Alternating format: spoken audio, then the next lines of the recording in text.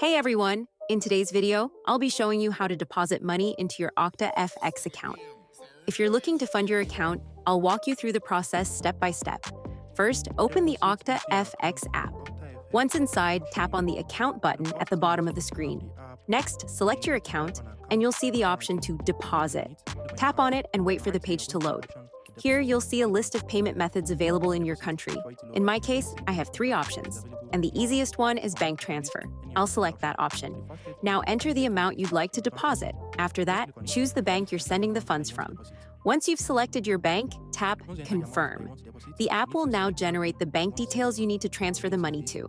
Wait for the page to load, then tap Understand and continue.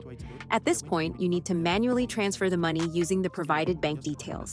The confirmation process usually takes 5 to 10 minutes. Make sure you don't close this page while waiting. Once your payment is received, you'll see a Payment Successful message, and the funds will be added to your balance. That's it. If you change your mind, you can always cancel the process. I hope this helps. If it did, consider subscribing my channel. It really supports me. Thanks for watching.